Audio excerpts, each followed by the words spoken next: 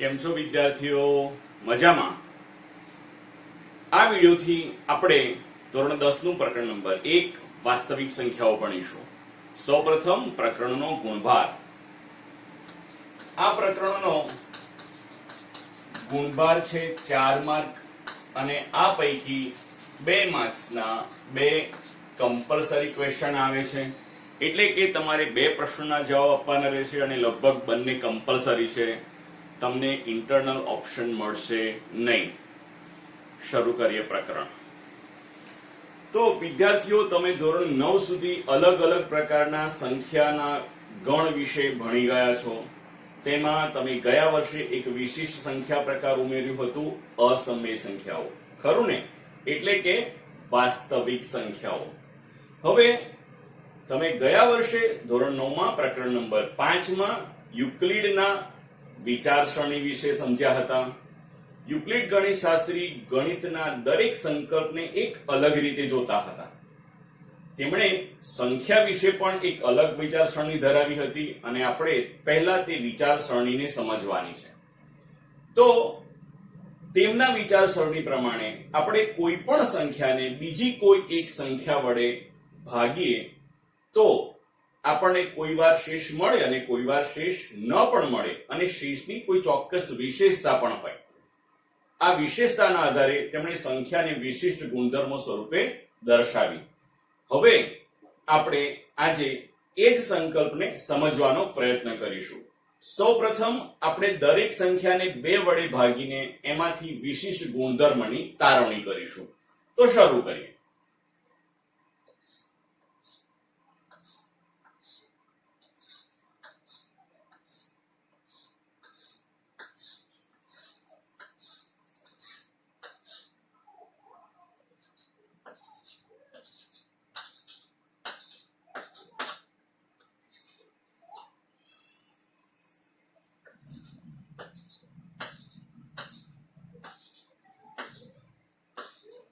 ચાલો ત્યારે આ તમામ સંખ્યાઓને આપણે 2 વડે ભાગીએ. હવે આપણે જાણીએ છીએ કે 2 એકા 2 એટલે શેષ વધશે 0. અહીંયા ફરી પાછું 2 એકા 2 એટલે શેષ વધશે 1. હવે 2 દુ 4 શેષ વધશે 0. ફરી પાછું 2 દુ 4 શેષ વધશે 1. 2 તરી 6 શેષ વધશે 0. તો 2 તરી 6 શેષ વધશે 1. હવે માનો કે કોઈ સંખ્યા a ને હું જો 2 વડે ભાગું તો મને ઉપર અલગ અલગ ભાગફળ મળે છે. એટલે કે મારે ભાગફળને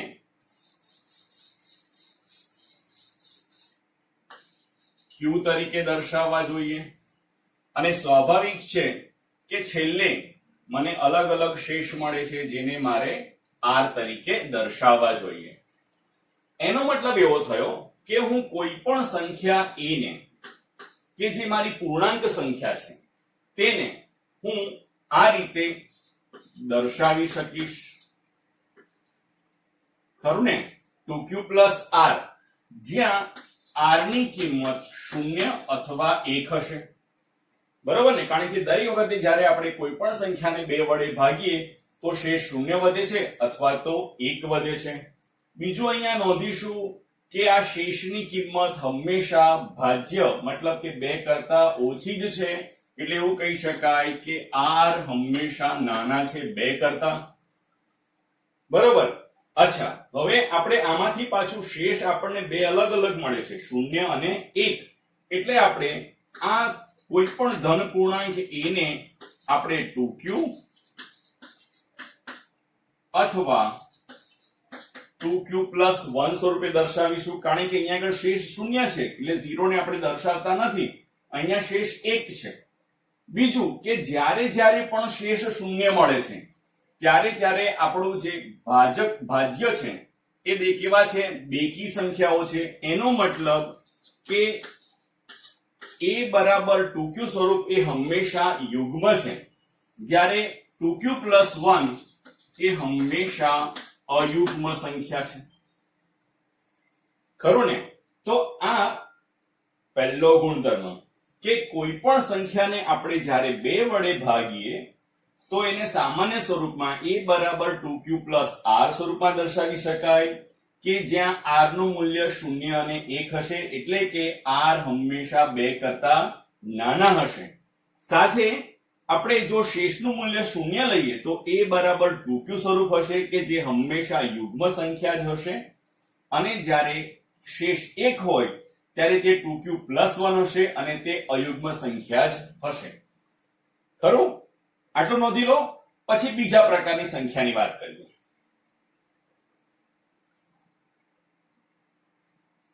નોંધાઈ ગયું?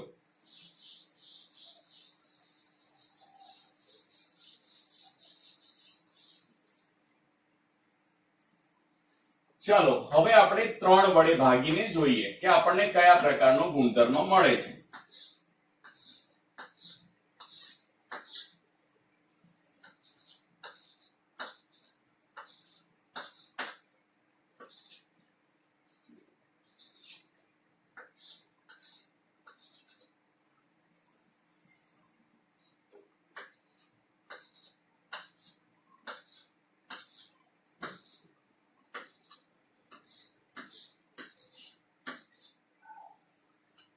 ચલો ત્યારે હવે 3 ને આપણે 3 વડે ભાગીશું, એટલે કે 3 એકા 3, શેષ મળશે 0, 3 એકા 3, શેષ મળશે 1, 3 એકા 3, શેષ મળશે 2, 3 દુ 6, શેષ મળશે 0, 3 દુ 6, શેષ મળશે 1, 3 દુ 6, શેષ મળશે 2. હવે જરા આને વિચિત્ર રીતે ભાગીએ. હવે આપણે આ 8 ને 3 વડે ભાગીએ તો 3 તરીક કેટલા મળશે? 9, એટલે કે -1. હવે તમે કહેશો કે આવી રીતે ભાગાકાર ન કરી શકાય, પણ મારે આમાંથી સંખ્યાનો એક વિશિષ્ટ ગુણધર્મ મેળવવો છે, માટે મેં આ રીતે ભાગાકાર કર્યો છે. આગળ સમજીએ.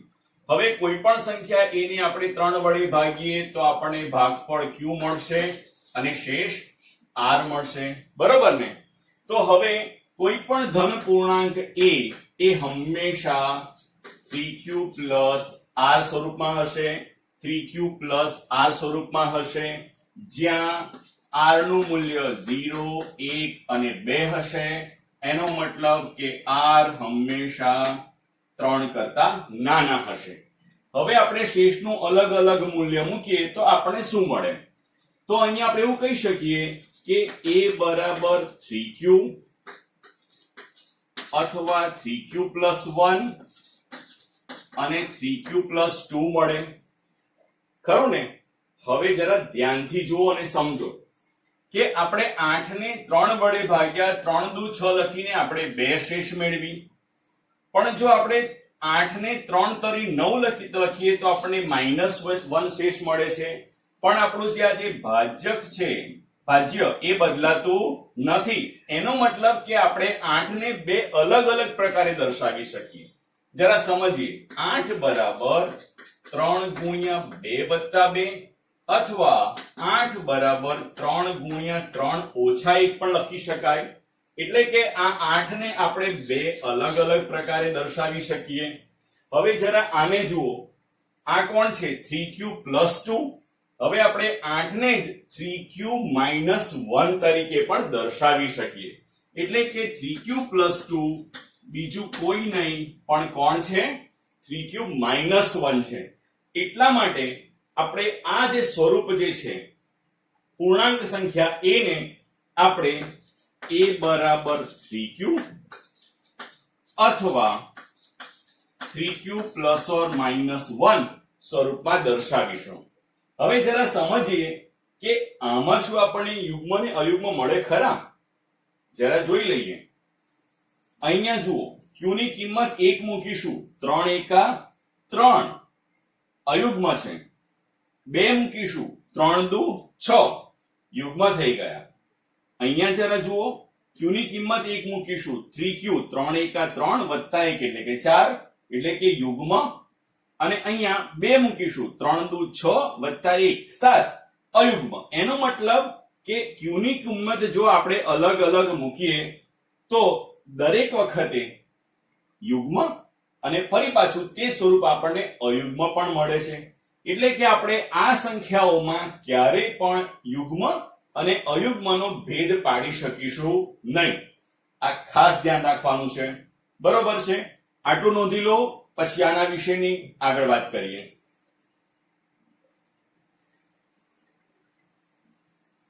નોંધાઈ ગયું?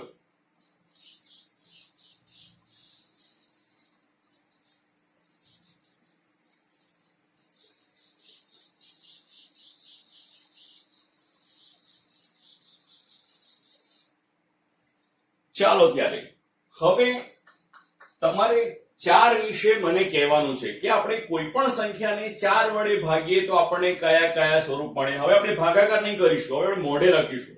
તો કેવી રીતે લખી શકાય? તો કોઈ પણ ધન પૂર્ણાંક a ને, એક ઉદાહરણ જરા સાઈડમાં લખી લઈએ. આપણે a ને 4 વડે ભાગવાના છે, અહીંયા ભાગફળ અને અહીંયા શેષ મળશે. એટલે શું લખી શકાય? a બરાબર 4q પ્લસ r લખાશે.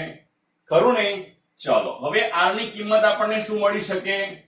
જરા આપણે યાદ કરીને કહી શકીએ ને, હમણાં આગળ નોંધ્યું આપણે કે r ની કિંમત હંમેશા ભાજક કરતા નાની જ રહેશે. એટલે કે 4 કરતા નાની રહેશે. એટલે કે 0, 1, 2 અને 3 મળશે. બરોબર છે? એનો મતલબ એવો થયો કે આપણો જે શેષ છે એ હંમેશા ભાજક કરતા નાના હોય છે. આગળ વાત કરીએ આના સ્વરૂપોની. હવે આપણે કેટલા પ્રકારે દર્શાવી શકીએ? તો આપણે a ને 4q કે જ્યારે શેષ શૂન્ય હશે, 4q પ્લસ 1, 4q પ્લસ 2 અને 4q પ્લસ 3 સ્વરૂપે દર્શાવી શકીએ. હમણાં આપણે આગળ જ વાત કરી કે છેલ્લી સંખ્યા જે છે આપણે એને પ્લસ ની જગ્યાએ -1 ના સ્વરૂપમાં પણ દર્શાવી શકીએ. એટલે કે આ સંખ્યા 4q - 1 ના સ્વરૂપમાં પણ દર્શાવી શકાય. બરોબર છે? એટલે કે સામાન્ય સ્વરૂપ એવું લખાય કે a બરાબર 4q પ્લસ ઓર માઇનસ 1 અને 4q પ્લસ 2. હવે જરા ભેદ સમજીએ. 4 નો ઘડિયો યાદ કરો. 4 એકા 4, 4 દુ 8, 4 તરી 12. એટલે કે આ તમામ સંખ્યાઓ કેવી સંખ્યાઓ છે? યુગ્મ સંખ્યાઓ છે. તે જ રીતે 4q પ્લસ 2, 4 એકા 4, 4 વત્તા 2 6, 4 દુ 8, 8 વત્તા 2 10, 4 તરી 12, 12 ને 2 14. એટલે કે આ તમામ સંખ્યાઓ પણ કેવી સંખ્યાઓ છે? યુગ્મ સંખ્યાઓ છે. બરાબર છે? અને આ સંખ્યાઓ કેવી હશે જરા સમજો. 4 એકા 4, 4 વત્તા 1 એટલે કે 5 અથવા ઓછા 1 એટલે કે 3. એટલે 5 અને 3 કેવી હશે? અયુગ્મ હશે. 2 લઈએ, 4 દુ 8 માં 1 ઉમેરો 9 અથવા 1 બાદ કરો એટલે કે 7. એટલે કે સંખ્યાઓ કેવી હશે? અયુગ્મ હશે. એટલે કે 4k પ્લસ ઓર માઇનસ 1 હંમેશા અયુગ્મ જ હશે. તો યુક્લિડ ગણિતશાસ્ત્રીએ આ રીતે સંખ્યાઓની વિશિષ્ટ સ્વરૂપમાં એટલે કે યુગ્મ અને અયુગ્મ સ્વરૂપમાં તેમના શેષના પ્રકાર પરથી ઓળખી કાઢી હતી. 5 વિશે શું લખાશે? ચલો મને કહેશો જરા. તો 5 વિશે શું લખવું જોઈએ? a બરાબર 5q પ્લસ r, જ્યાં r ની કિંમત 0, 1, 2, 3 અને 4 હશે. એટલે કે r હંમેશા 5 કરતા નાના હશે. બરોબર છે? સ્વરૂપો કયા કયા મળશે? તો a બરાબર 5q plus 1, 5q plus 2, 5q plus 3, 5q plus 4. આપણે પહેલા જ કહ્યું કે છેલ્લાને આપણે શું બતાવીશું? 5q minus 1. એટલે કે આપણે આને આની સુધી કમ્બાઈન કરી દઈશું તો આપણને શું મળશે? તો a બરાબર 5q plus or minus 1, 5q plus 2 અને 5q પ્લસ 3. હવે અહીંયાથી પણ આપણે જો ભેદ પાડવા જઈએ તો થશે. જરા જોઈએ. 5 એકા 5 અને 5 દુ 10. એટલે કે એકવાર યુગ્મ અને એકવાર અયુગ્મ. એટલે આપણે આ સંખ્યાઓમાં પણ જેવું 4 માં યુગ્મ અને અયુગ્મનો ભેદ પાડ્યો છે એવો અહીંયા ભેદ પાડી શકતા નથી. તો આ રીતે સંખ્યાને તમારે વિશિષ્ટ રીતે સમજવાની છે. હવે જરા થોડું અલગ વિચારીએ. એની પહેલા આ નોંધી લો, પછી સમજીએ.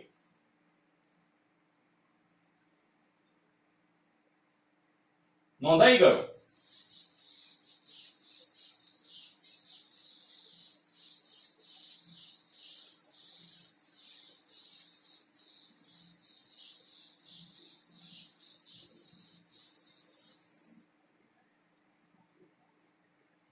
ચાલો ત્યારે હવે માનો કે મારી પાસે કોઈ એક સંખ્યા a છે જેને હું બીજી કોઈ સંખ્યા b વડે ભાગું છું. હવે જુઓ તમે, અહીંયા આપણે હવે કોઈ ભાજક પસંદ કર્યો નથી, એને પણ અજ્ઞાત સંખ્યા લઈએ છીએ. તો કોઈ એક સંખ્યા પૂર્ણ સંખ્યા a છે જેને હું b વડે ભાગું છું, ધન પૂર્ણ સંખ્યા છે.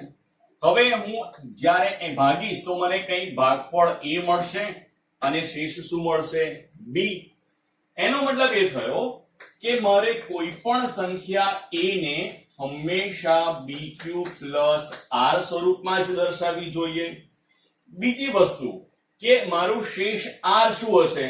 તો શેષ r હંમેશા b કરતા નાનો હશે.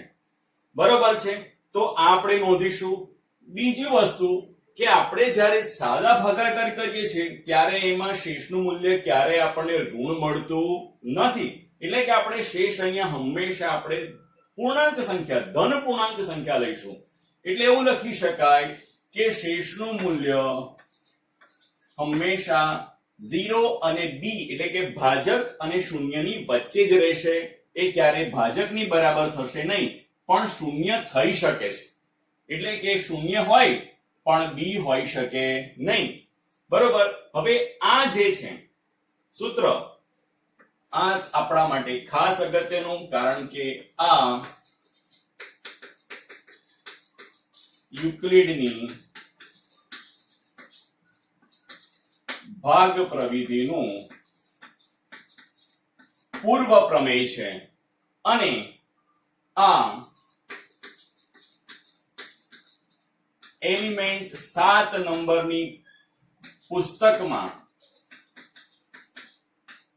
આનો ઉલ્લેખ કરવામાં આવ્યો હતો. આ તમારે યાદ રાખવાનું છે, કારણ એમસીક્યુ માં પૂછવું હોય, ટ્વિસ્ટ કરવું હોય તો પૂછી શકાય કે યુક્લિડના ભાગ પ્રવિધિનું પૂર્વ પ્રમેય યુક્લિડના કયા નંબરના પુસ્તકમાં પૂછવામાં આવ્યું હતું અને તે પુસ્તકનું નામ શું હતું. તમને યાદ હશે કે ધોરણ 9 માં તમને આ વસ્તુ ઘણીવાર ખાલી જગ્યામાં ખરા ખોટામાં પૂછી પણ હશે, ખરું ને? એટલે કે એલિમેન્ટ બુક નંબર 7 માં આનો ઉલ્લેખ કરવામાં આવ્યો છે અને આપણે આ જ સૂત્રનો ઉપયોગ કરીને આપણે વિશિષ્ટ પ્રકારે લસા અને ગુસા મેળવવાના છે. એટલે આપણા માટે આ સૂત્ર બહુ જ કામનું છે, આપણે યાદ રાખીશું. બરોબર છે? આટલું નોંધી લો, પછી આગળ વાત કરીએ.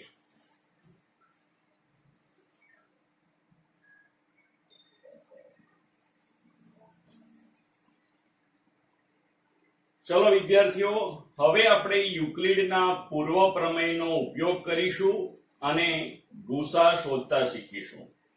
સૌપ્રથમ ગુસા એટલે શું?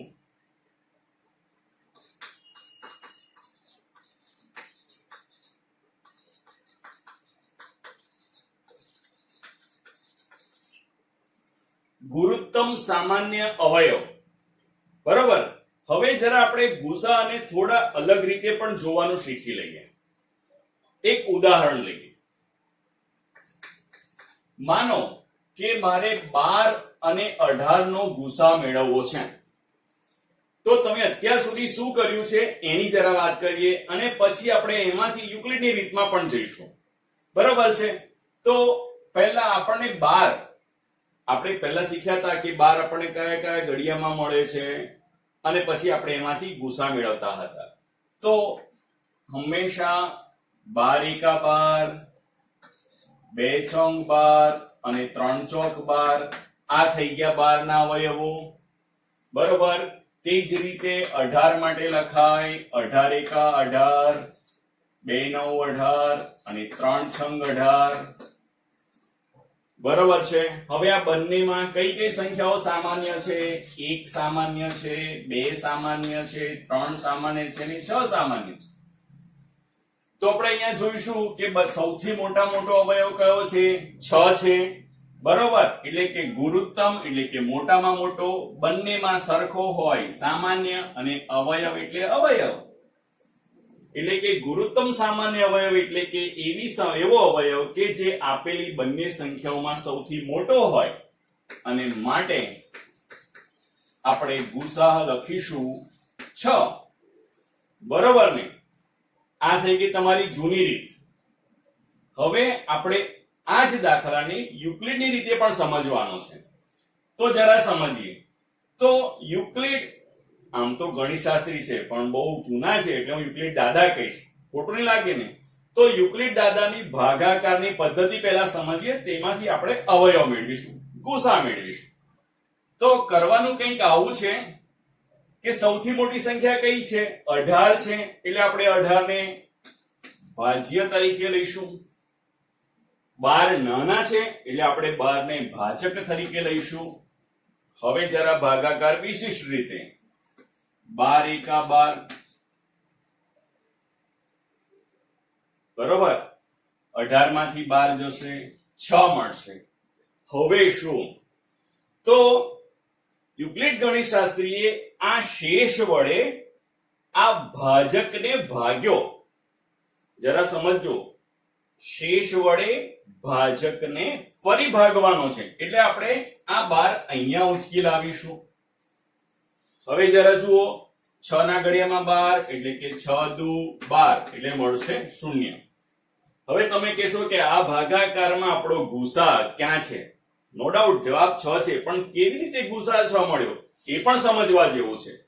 તો સૌપ્રથમ આપણે યુક્લિડનું જે સૂત્ર હતું ભાગ પ્રવિધિનું, શું હતું? a = bq + r. આ સ્વરૂપમાં આપણે સંખ્યાઓને દર્શાવતા જઈશું અને આપણે તેમાંથી ગુસાઅ મેળવીશું. તો પહેલા શું લખી શકાય 18 વિશે? 12 એકા 12 + 6, બરોબર ને? તો શું લખાશે? 18 બરાબર 12 × 1 + 6. હવે બીજો ભાગાકાર શું કર્યો આપણે? 12 ને 6 વડે ભાગ્યા, તો 6 દુ 12 અને શેષ 0. તો શું લખાશે? 12 બરાબર 6 × 2 + 0. હવે જુઓ, તો 0 સિવાયની શેષ કોણ છે? 6 છે, એટલે આવું લખીશું કે શૂન્યેતર શેષ 6 હોવાથી ગુસાઅ. પણ કઈ કઈ સંખ્યાઓનો ગુસાઅ આપણે તે પણ દર્શાવીશું. 18 અને 12 કેટલો મળશે? 6. તો આ થઈ ગયો તમારો જવાબ. તો હવે આપણે આ રીતે વિશિષ્ટ ગુણધર્મ દ્વારા, યુક્લિડના વિશિષ્ટ ગુણધર્મથી આપણે ગુસાઅ મેળવવાનો છે. આ તમારી ટ્રેડિશનલ મેથડ છે, આ તમારી નવી રીત છે. આ નોંધી લો, પછી બીજો એક દાખલો લઈશું.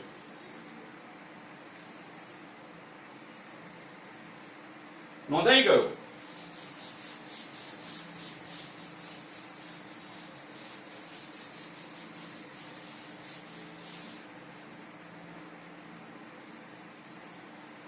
ચલો, હવે આપણે એક રકમ પસંદ કરી લઈએ.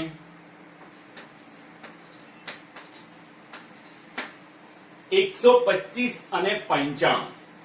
સૌ પ્રથમ નક્કી કરીશું કઈ સંખ્યા મોટી છે. આપણને ખબર છે 125 મોટા છે 95 કરતા, માટે લખી નાખીશું કે માટે 125 મોટા છે 95 કરતા. એટલે કે આ આપણું ભાજ્ય થઈ જશે અને આ આપણું ભાજક થઈ જશે. જરા સાઈડમાં જઈને ભાગાકાર કરીએ અને પછી અહીંયા આવી જઈશું. તો ચલો શરૂ કરીએ. આપણે 125 ને 95 વડે ભાગવાના છે.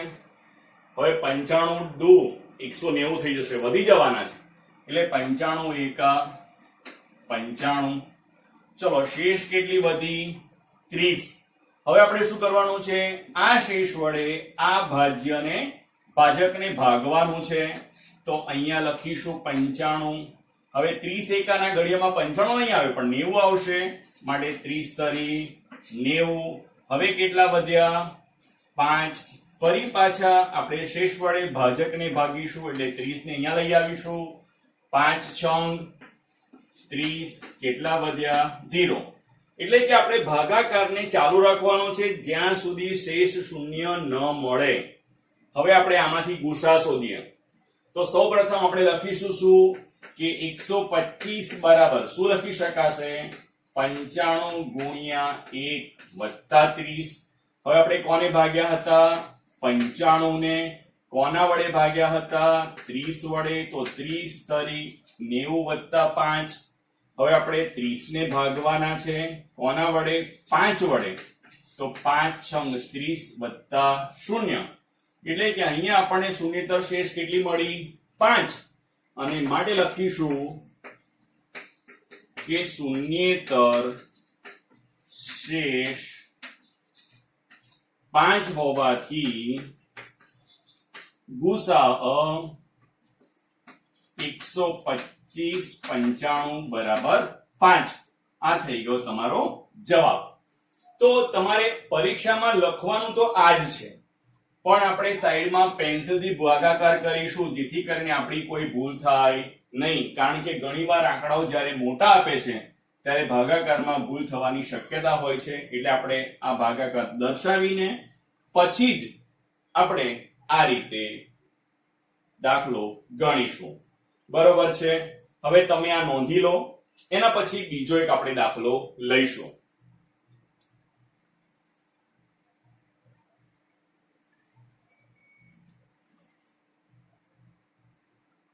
લખાઈ ગયો?